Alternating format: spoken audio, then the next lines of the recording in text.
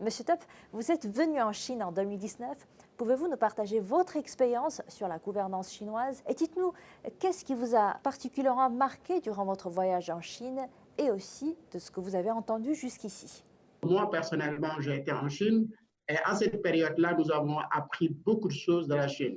Quand je suis arrivé en Chine, je me suis rendu compte que nous, Africains et Chinois, nous sommes victimes de cette mauvaise communication de l'Occident. Alors que la Chine entretenait de très bonnes relations avec tout le monde et essayait d'améliorer la vie des uns des autres avec des investissements, des formations, également des interventions diplomatiques pour l'amélioration des vies des uns des autres, sur notamment donc, la vie des Africains.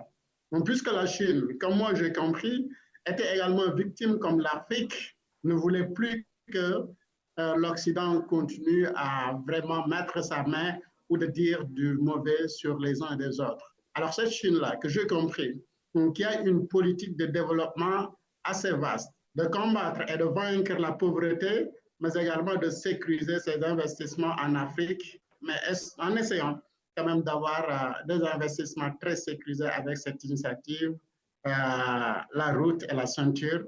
Donc ça, quand même, ça a été une expérience que j'ai vécue en Chine et que la Chine que j'ai connue, c'est une Chine autrement très développée, très engagée également à investir en Afrique, surtout dans des coopérations bilatérales, mais gagnant-gagnant, qui permettra non seulement à la Chine de pouvoir montrer ce qu'elle peut faire, mais également aider l'Afrique à pouvoir donc se développer et rejoindre donc ces continents-là en puissance.